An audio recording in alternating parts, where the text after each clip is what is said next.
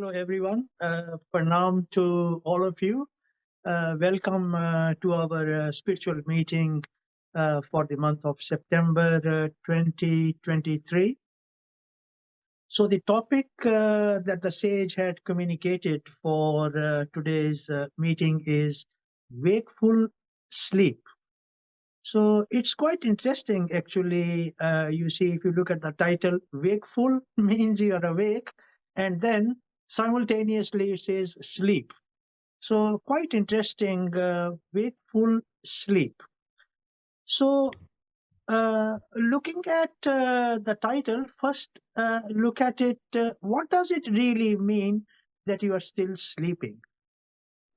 You see, if you look upon yourself, say I'm looking upon myself, then basically I'm an image by the name Anilji. Or say like Rajiv ji is there, or Vijay ji is there, or Priya ji is there, those who are participating in today's meeting.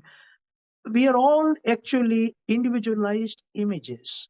So look at it. How does actually an image normally interact and behave? You see, Ramana Maharishi had very beautifully actually described this, that, you know, uh, an image basically is the equivalent of what you may call as a caterpillar. Because, when you look at a caterpillar, what does it do? It eats the leaf, the very leaf which makes by the process of photosynthesis oxygen. It actually destroys that, and then it gets hold of another leaf, but it will not leave the previous leaf until it has moved on to the new leaf, right? A very interesting example here, which just came in the mind. So similarly, if you very closely examine, the way we function is that being an image, you see, we live and function in the world of images. So when you leave one image, you see, you don't leave that image until you I'll respond to you in get hold of another image, right? So everything is an image. Other than the changeless reality, consciousness, everything is an image. Basically, your thoughts are images, feelings are images, our activity is images, but I'm here focusing upon ourselves. You see, like when one thought comes, by the time that thought is ending, we latch on to another thought. There's one feeling coming, as that feeling ends, we latch on to another feeling. Similarly, you see, when you wake up in the morning, you realize yourself to be so and so. Say, okay, you realize that you're actually Anilji, and that's an image, right? And look at it very, very closely and very, very clearly the whole day, right from morning in that awake state, then going into dreams, leaving the deep sleep because then the image is sleeping.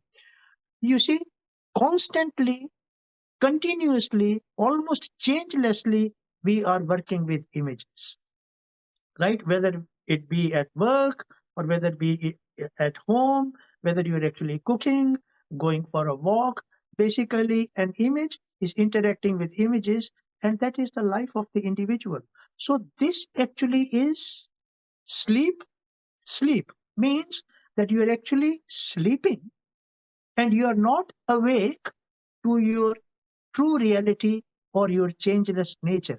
Now, it is not possible to undertake anything, including this spiritual discussion, unless, say, Anilji is conscious of what Anilji is speaking, and everyone who is participating or listening when this recording is put up, on our YouTube channel, unless they are conscious of what is actually being spoken.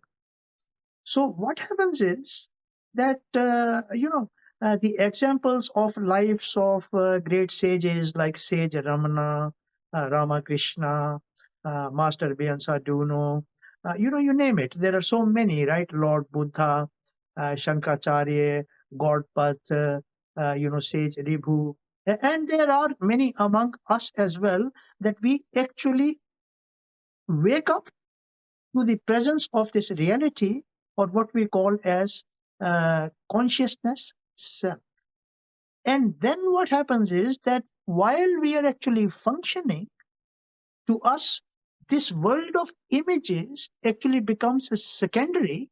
And in that, there is a deeper realization that every image that is seen is also none other than this changeless reality, consciousness only, in its wondrous nature of what we call as the world of names, forms, and activity.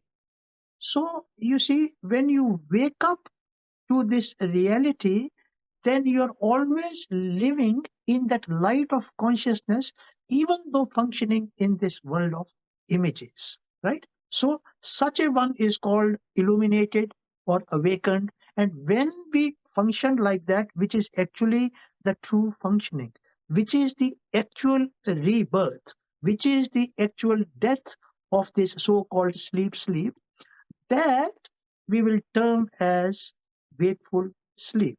Ramana Maharishi has described this in pretty, very descriptive detail. And Neeruji and Vijayji will touch upon this today. And I hope that the discussion will be useful to everyone actually participating. So while actually we are into this discussion, why don't we also switch over to what we call as wakeful sleep? That is, we are knowingly, consciously aware of the presence of this reality, the consciousness, which is filling this entire world of space and time, which itself is actually all these images. So, just with these few words, I'll request Neeruji to please continue. Neeruji, you are there? Yes. Yeah. Pranam. I feel full of gratitude for the opportunity to present on the topic that can, in fact, be stated as Sage Ramana Maharishi's main teaching.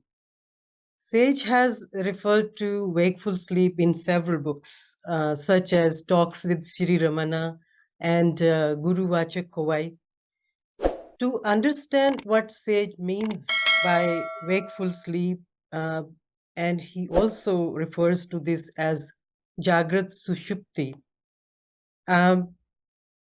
we need to know the different states of consciousness that we experience normally in our life. That is, waking, dream, and deep sleep states. First of all, waking state, also called Jagrat, is the state of consciousness in which we are fully awake and engaged with the external world. It's the state where we experience sensory perceptions, thoughts, emotions, and interactions with the world around us. It's the world of name and form, Nam Rupa, in which we conceptualize and categorize everything. Then we have the dream state, or also called swapna, is the state of consciousness that is experienced during sleep or in reverie. It's a state wherein we perceive subtle things. While in waking state, there are external sensory perceptions. In dream state, the mind generates various experiences, scenarios, and perceptions that can often be vivid and emotionally charged also. You may also call dream state as a subconscious state of mind. And then we have the deep sleep or the dreamless sleep, also known as sushupti. Is the state of deep sleep where there are no dreams, no thoughts, no sensory experiences. The gross body and the world go into a dormant mode. It is often referred to as a state of profound rest and stillness also. The mind is quiet and the usual sense of individual identity is absent. You may say that it's a state of complete lack of awareness or unconsciousness, also, maybe a state in which there is no experience of any objects, gross or subtle. Usually, we think the waking state is our primary state, as we are fully conscious of what we are doing or experiencing. And, and we also believe that the purpose of deep sleep is to get some break and recharge the exhausted body mind. People also characterize the waking state as the state of illumination and the sleep state as ignorance, which is due to the reason that the waking is conscious and the sleep is unconscious. But according to Sage Ramana, that's a wrong belief. If we carefully inspect, we find that sleep state is not less important than the waking state. Think, who is the one that says wakefulness is interesting and sleep is dull? It is the ego, or our personal identity, that sees the world around it and says that the waking state is beautiful and vibrant and the sleep is uninteresting. So what this personal identity is, the sense of personal identity means believing that we are separate entities distinct from everything else. This sense of identity is illusory because it arises from the mind's tendency to identify with thoughts, emotions, and experiences. In the waking state, ego gets nourishment as the mind is in full operation. Thoughts are flowing, emotions keep the person entangled. These astral and mental influences are strong. There is a constant need felt for approval and praise, to feel superior to everyone around, taking things too seriously, worrying over little things, feeling hopelessness and despair, fear and anxiety, the need for power and control over others. Ego grows from all these negative traits. It is not that ego is always full of negativity. A lot of seekers are devoted to God through spiritual and religious practices like meditation, chanting. They can be generous in giving and helping others through charities and selfless service. They may practice ethical principles also. However, in a lot of cases, the goodness comes with a sense of doership. The doership makes the ego stronger.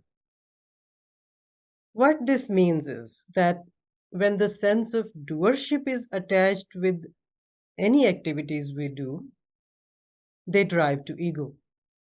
The waking state is the best state for building ego. Interestingly, these days there are programs also um, focused on making people more aware of their personal self. These programs, I mean, the people who run these programs, they advertise like this: Are you self aware?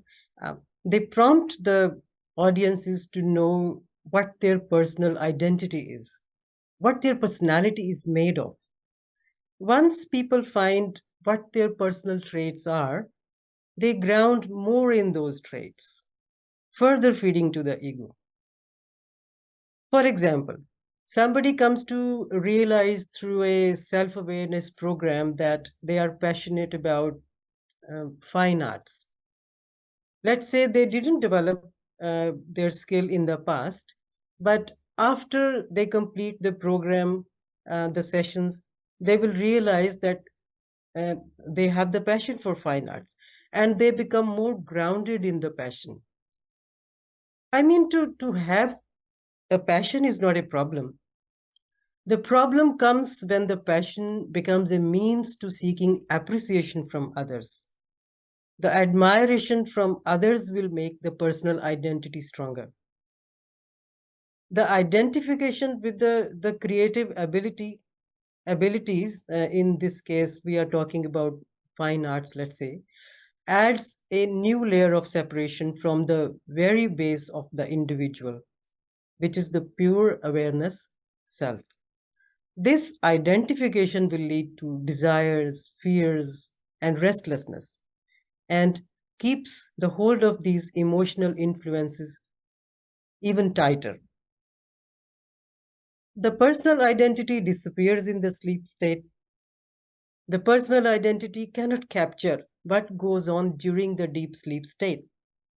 That is why it says the sleep is dull. But really speaking, the waking state is ignorance and the deep sleep is wisdom. Sage asked one question to the devotees: if deep sleep is not the real state, where does the intense peace come from to the sleeper? In deep sleep, there is no identification with the ego. In fact, there is no ego. It is everybody's experience that nothing in the waking can compare with the bliss and well being derived from deep sleep when the mind and senses are absent.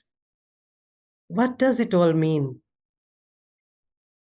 It means that bliss comes only from inside us, and that it's the most intense when we are free from thoughts and perceptions, which create the world and the body.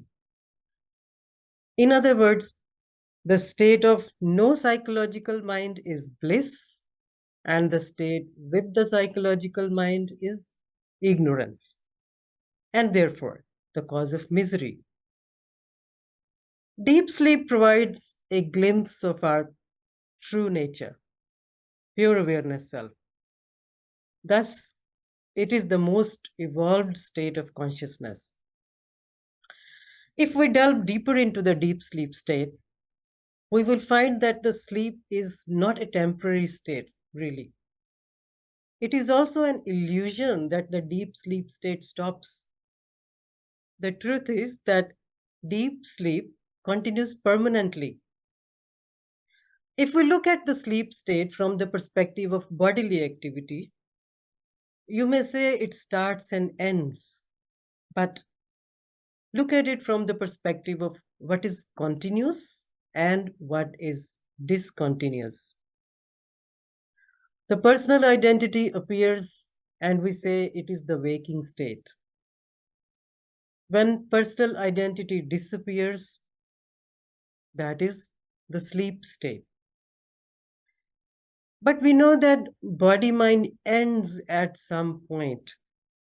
So, what comes to an end is not reliable, and what does not end is reliable.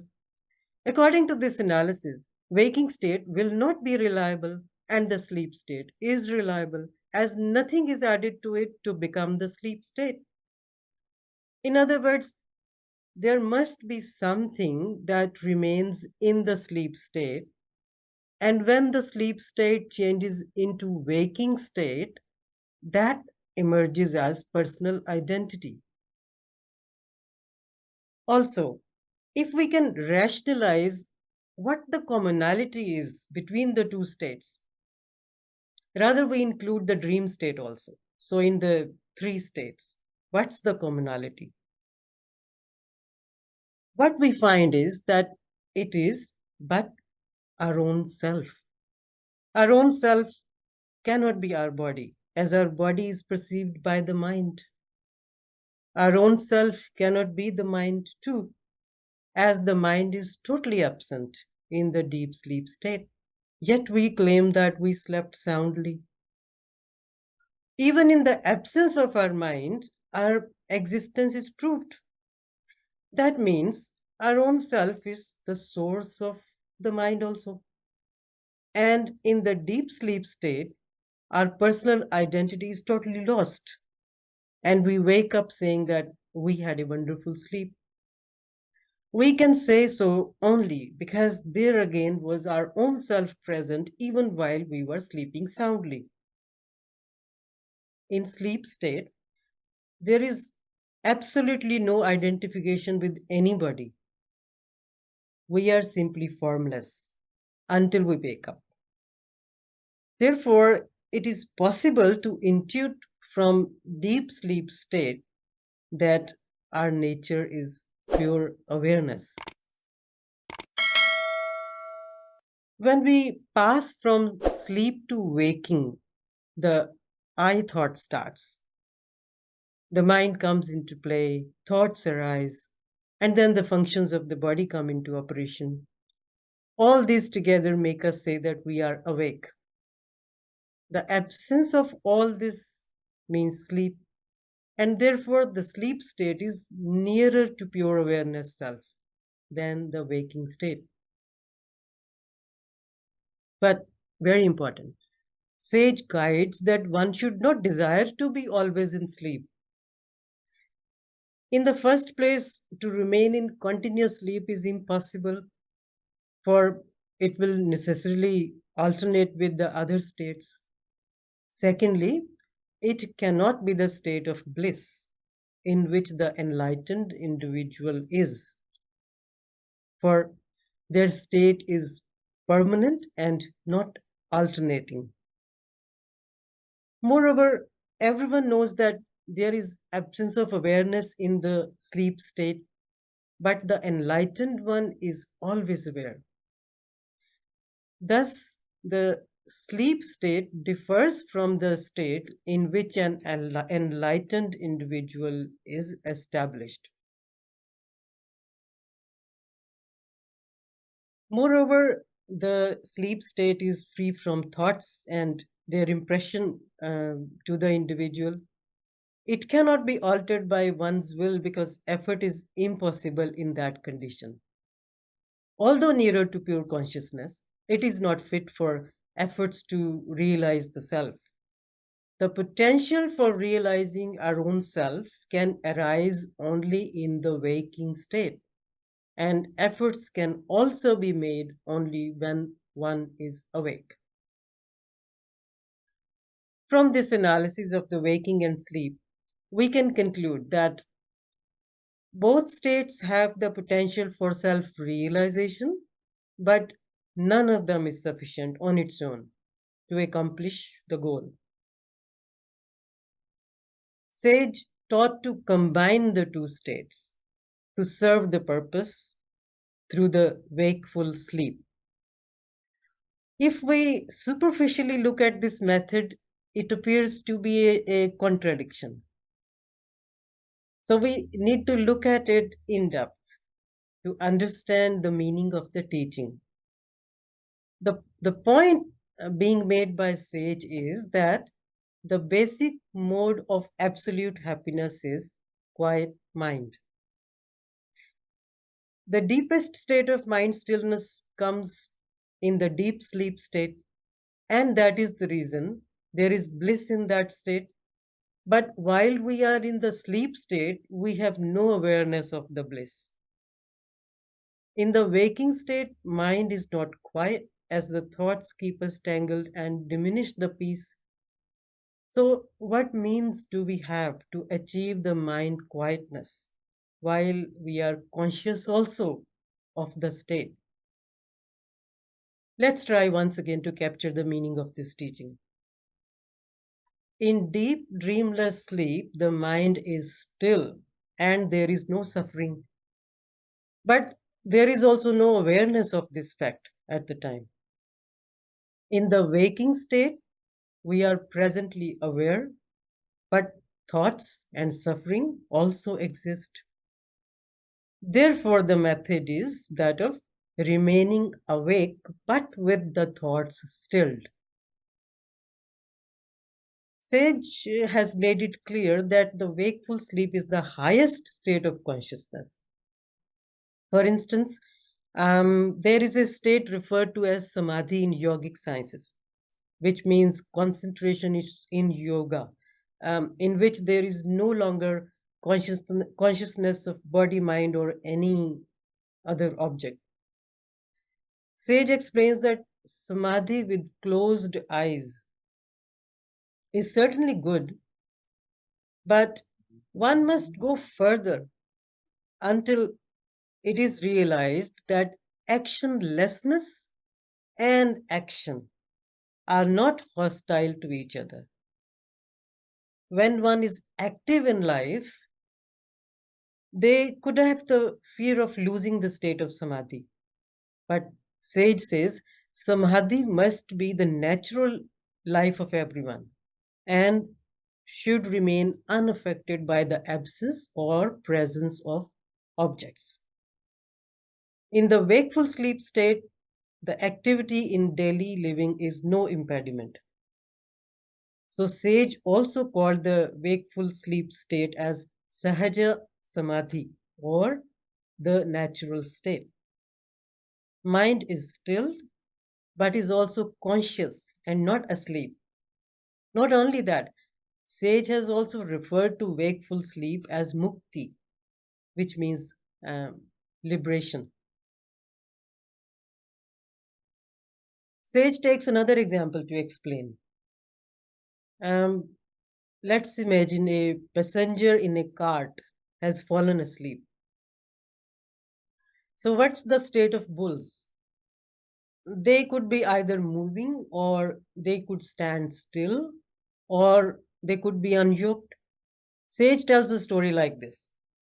He says the man is asleep and he does not know what is happening to the bulls. But when he gets up, he finds himself in a different place. He has been blissfully ignorant of the occurrences on the way, but his journey has been finished. The personal identity is like the passenger in this case, that is asleep in the body. His waking state is the movement of the bulls. His samadhi or wakeful sleep is their standing still. So bulls stand still, that is represents wakeful sleep. That is to say, he is aware of them bulls, but not attached to actions. So the bulls are in harness but do not move. His sleep is the unyoking of the bulls, for there is complete suspension of activities corresponding to the release of the bulls from the yoke. In wakeful sleep, the mind is still like the bulls in harness, but unmoving, but not unconscious like unyoked bulls. The mind becomes your servant. It is ready if you need to use it, let's say for thinking, to complete some work. But when you do not need its assistance, it rests. With maturity, the stillness of mind reveals a deeper dimension of awareness that is beyond the ordinary waking state. This awareness is not clouded by thoughts, emotions, or sensory perceptions as it is during the waking state. Instead, it is direct experience of pure awareness self itself.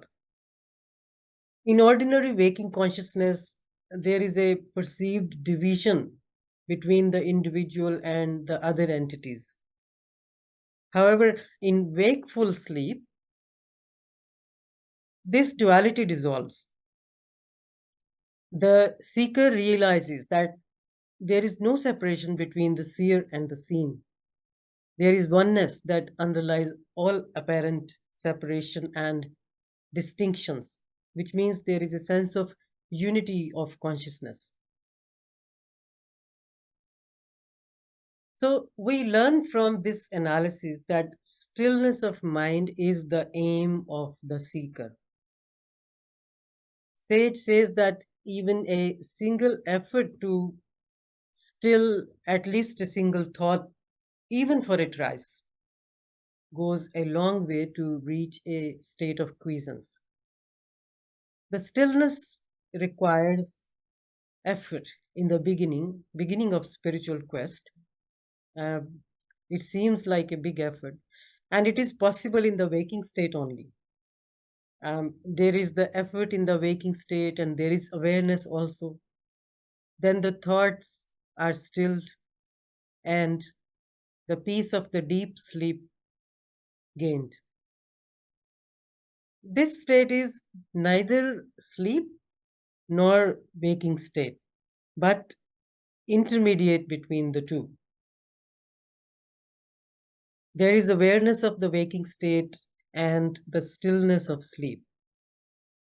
This state is beyond wakefulness and beyond sleep. It is the state of perfect awareness and of perfect stillness combined. Further, sage states wakeful sleep lies between sleep and waking. Then he goes on to say that it is also the interval between two successive thoughts. It is the source from which thoughts spring. Anybody, in fact, can realize that when we come to the waking state from sleep, thoughts start to come also. In other words, thoughts have their origin in the stillness of sleep. The thoughts make all the difference between the stillness of sleep and the turmoil of waking. Go to the root of the thoughts and you reach the stillness of sleep. But you reach it in the full vigor of search, that is, with perfect awareness. This is what we mean by self inquiry. This is what surrender means. We surrender to pure awareness self. That is our inner guru. Through self inquiry and surrender, the seeker can turn away from the thoughts, such as desires and fears that keep the mind restless and unable to remain as the true state. As the mind looks inward and becomes stiller, the personal identity begins to thin out and eventually starts to disappear. When the personal identity starts to vanish, the pure self, which was hidden by the mask of personality, begins to shine.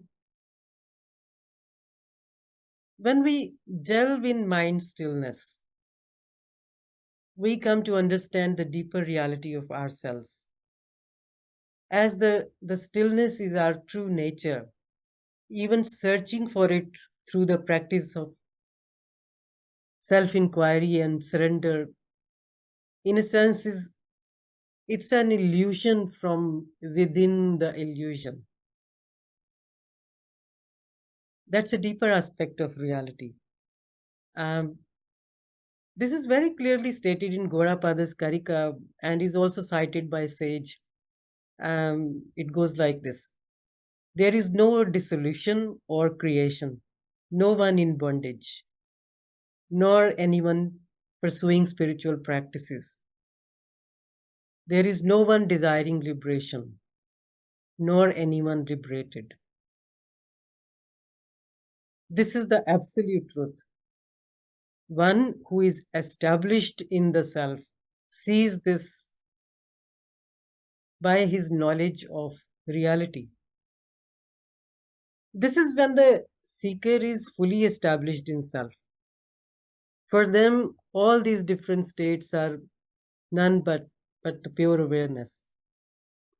But when the seeker is not yet established in self, the principle may not be fully comprehensible from within the mind, because mind remains as personal identity. So effort must be made to quiet the mind from distractions of the personal identity.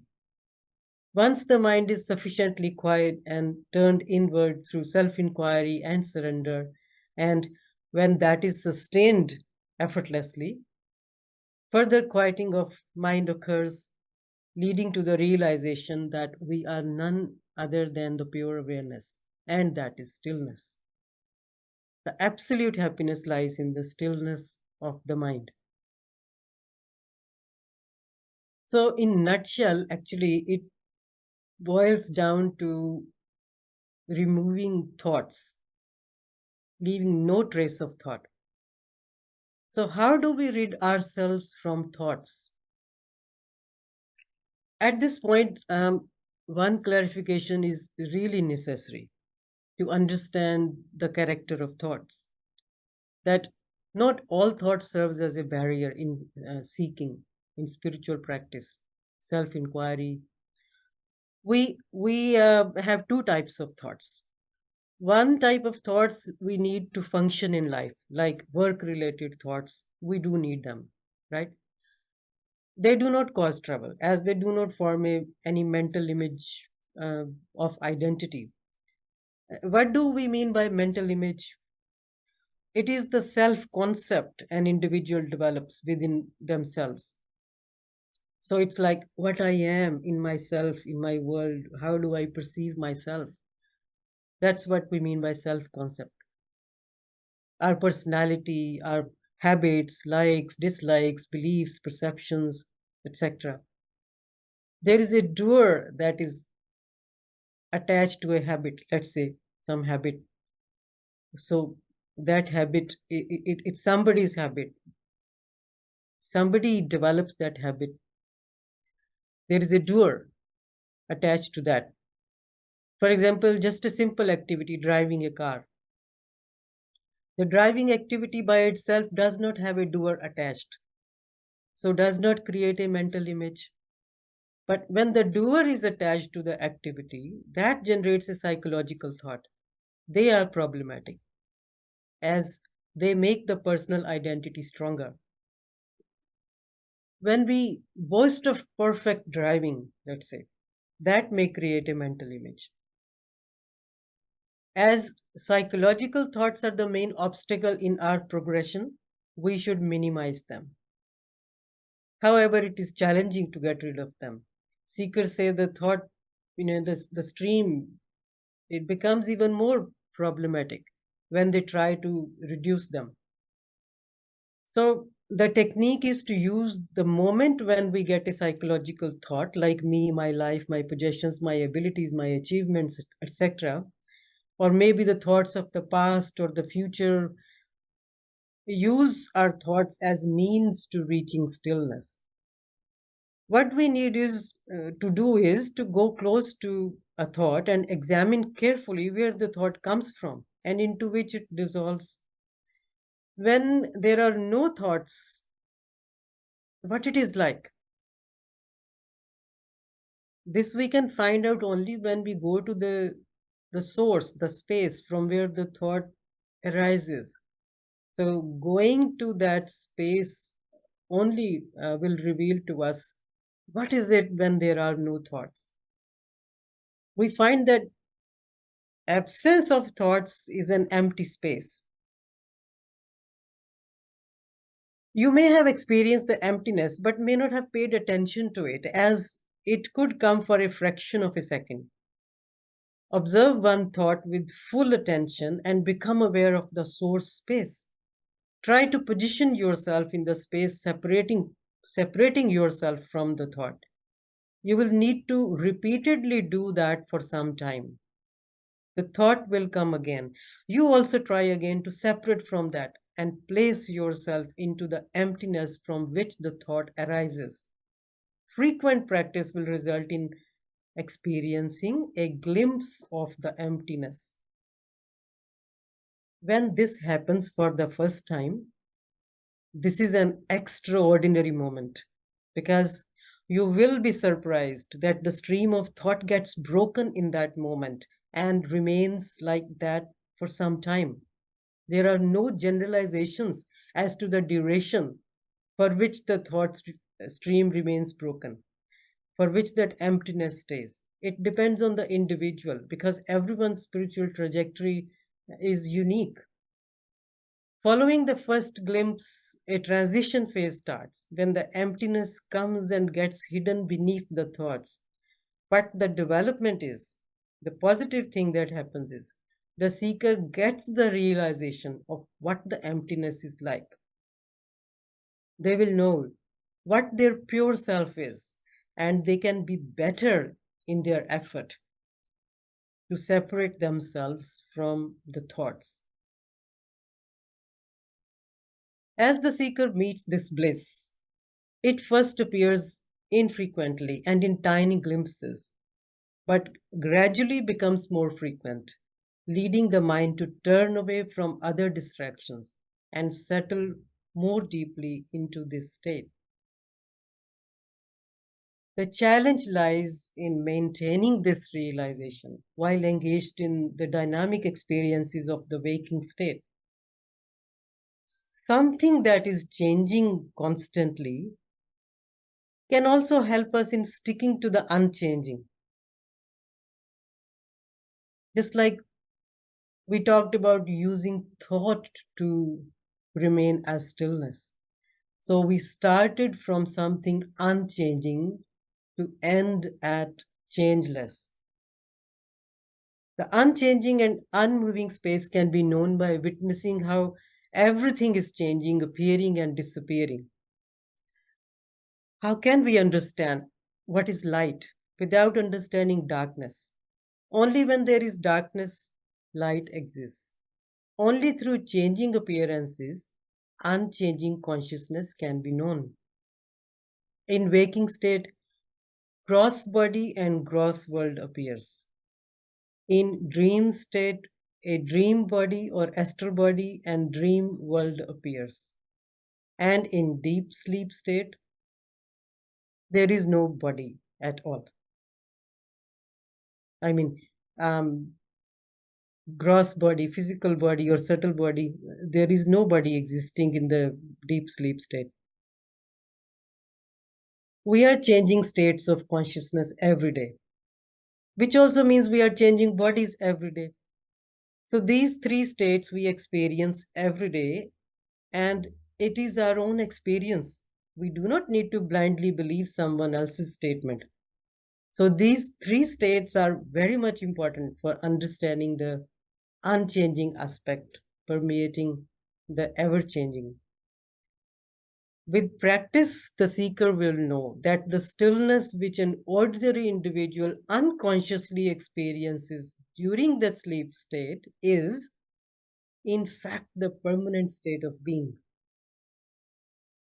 As Sage advises, we need consistent effort to go to the root of the thoughts and get rid of them. Sage has made it so simple for us. What more do we need to reach the goal? There is just this one thing that can change us from living as a personal identity to consciously live as pure awareness. Thanks, everyone. Thanks for your attention and patience. Thank you, Neeruji. That's quite deep what you expressed. I hope that it illuminates, what wakeful sleep is, to be conscious of the presence of the light of consciousness. I'll request Vijayji to summarize. Vijayji? Hari Om, everyone.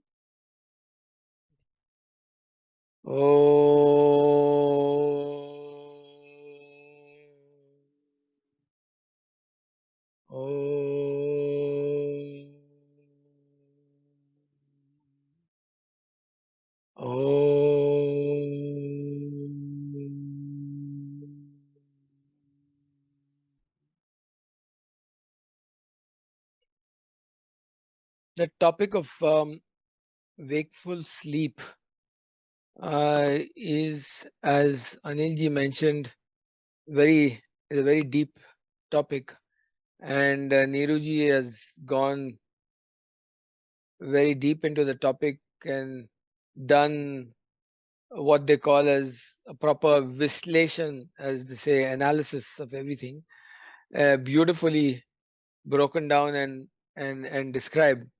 And the methodology as prescribed by Bhagwan Raman Maharshi, Sage Ramana, has also been given.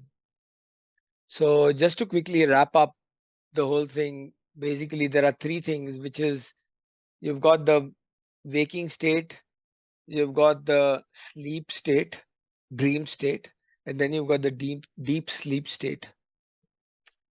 So these are the three conditions that a body mind experiences in these three states. when we say even the deep sleep state, though the awareness is not there during that, consciousness is not there during that state, when the individual body mind awakes from that deep sleep into the wakeful state, says, ah, I had such a wonderful, beautiful sleep. So that, how does that body know that? Because the body is completely at rest at that point in time. The mind is in abeyance completely. The I has gone in laya, in abeyance as well. So when it wakes up from the deep sleep, the I rises up again. So essentially, when we look at it, there are four things in normal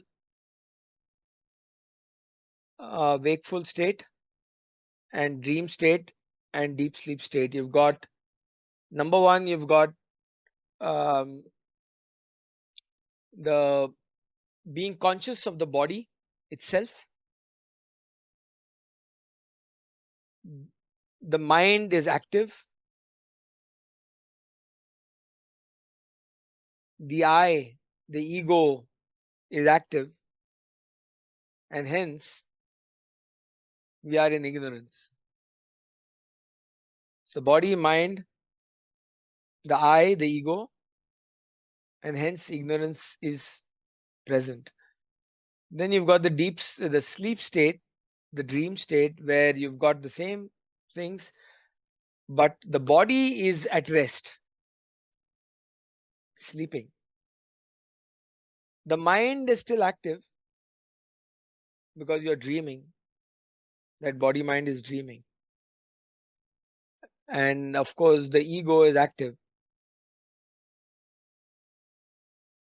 So ignorance is still there in the dream state. The difference between the dream state and the ego, the so-called wakeful state, is that the wakeful state is longer, the dream state is very short. Otherwise, the conditions are more or less the same, except that the body is at rest during that period.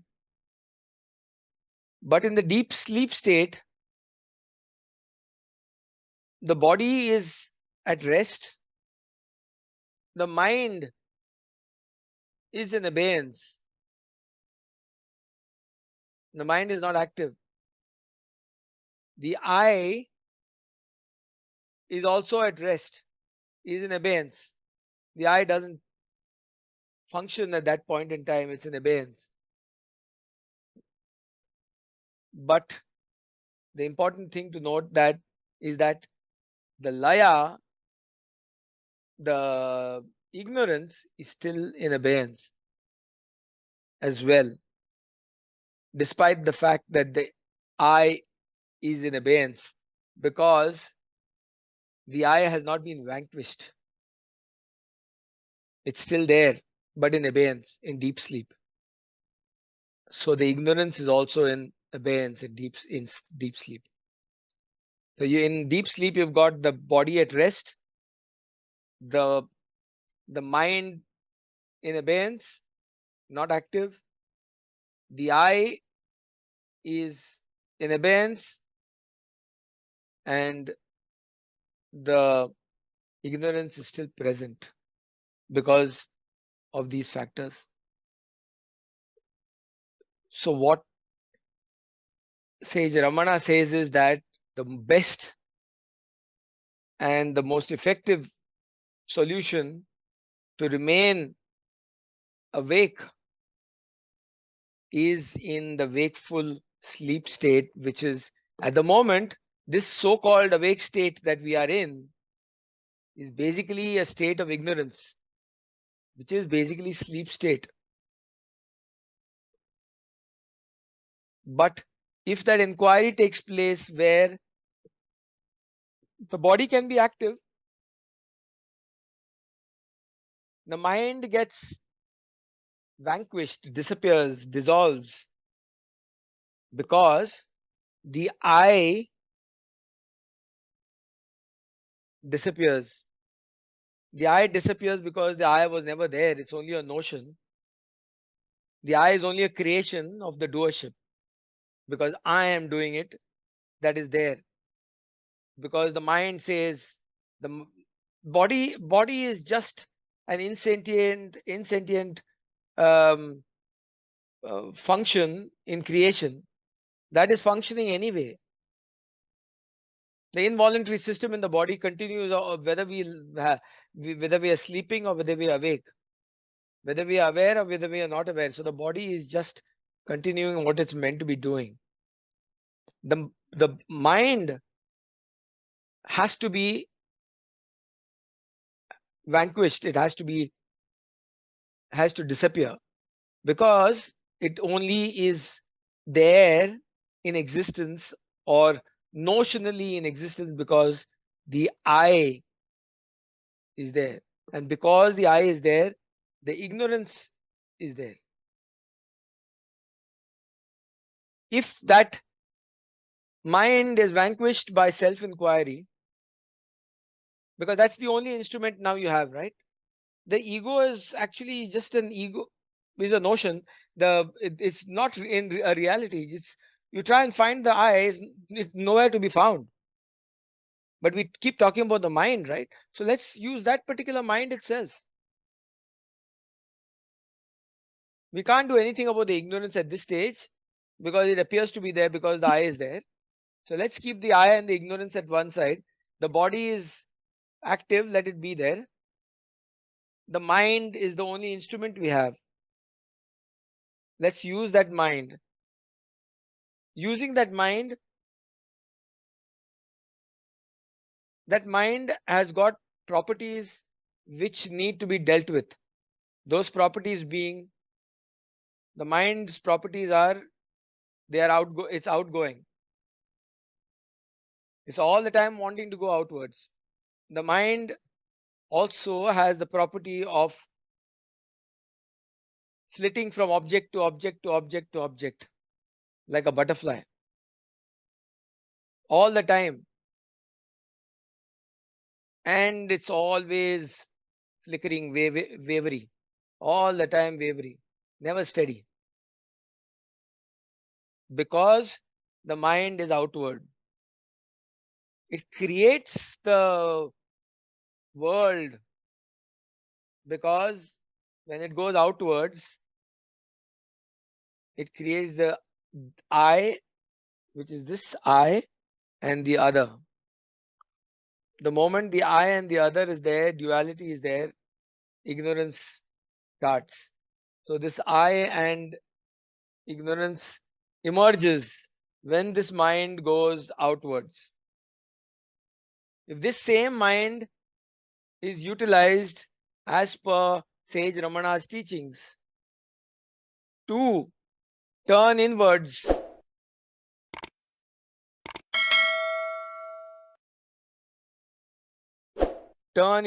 to the self,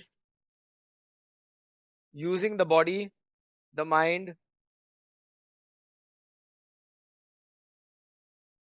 when it turns inwards, it goes to the root cause of who we truly are: zero, nothingness, emptiness, which is the bindu, which is the changeless. The changing and the changeless are the same. The moment that is seen and the inwardness happens, the I and ignorance are gone forever, because they never were there. That is what wakeful sleep is. That is basically awareness. There is only awareness. Even now in this state, whether the body is working or not working, functioning or not functioning, there is only awareness. The mind is only thoughts in eternity. There is no such thing as thought is here, thought is there. Thought is just, thoughts are come, thoughts go. Body functions, body doesn't function. Body is sleeping, body is awake. Functioning continues. But there is something that is aware.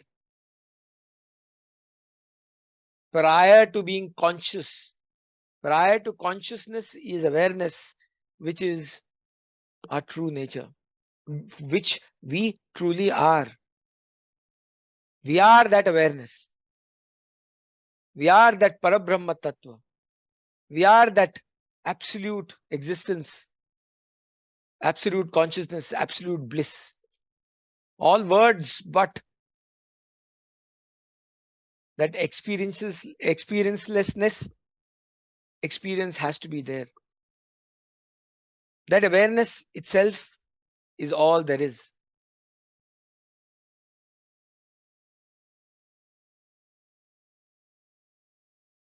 But effort has to be put in.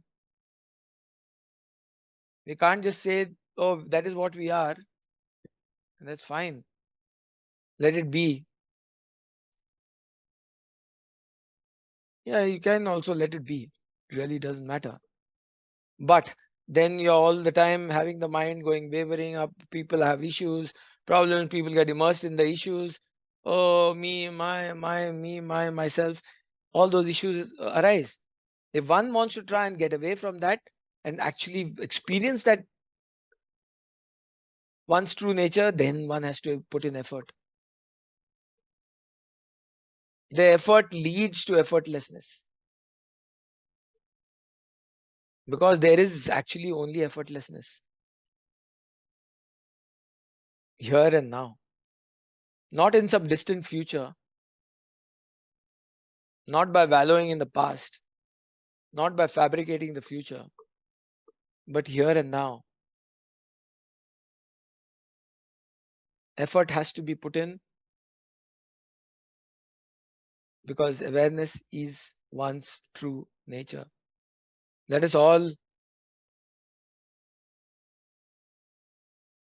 be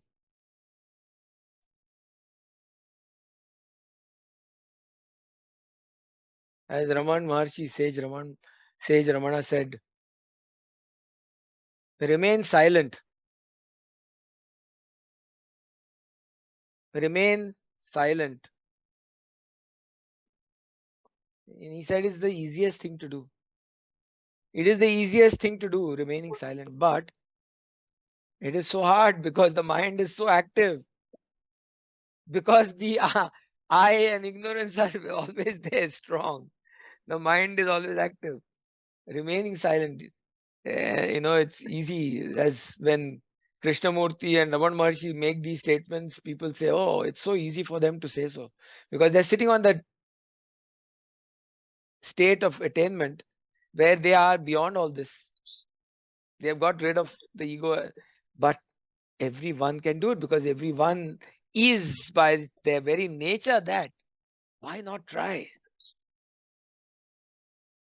With renewed effort and tremendous longing, then it becomes simple. Because then it doesn't have a choice. It just gives in. Because your nature reveals itself. It has to reveal itself. No other choice.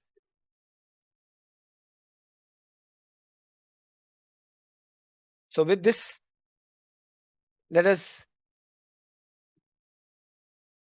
close this wonderful, beautiful session of wakeful sleep in silence with just a minute's silent introspection into one's own true nature.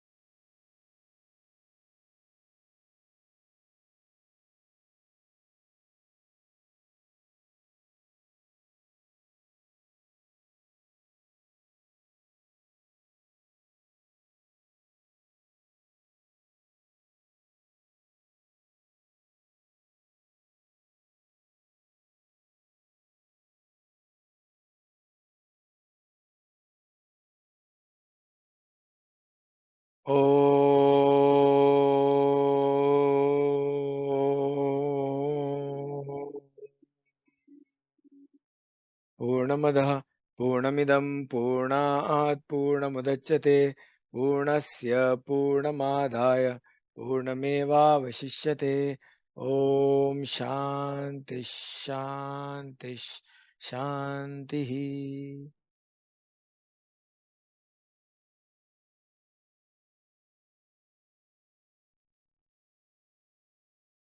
Thank you, Vijayji. So it was quite a illuminating discussion, both by Neeruji and then highlighted by Vijayji. So, in a nutshell, in the awake state, we have to realize the presence of consciousness.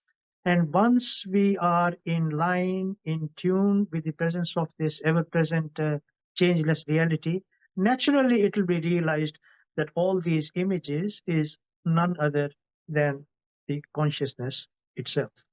So with that, we'll bring this second last session of this year to a close. We will meet again in October. Thank you everyone for joining.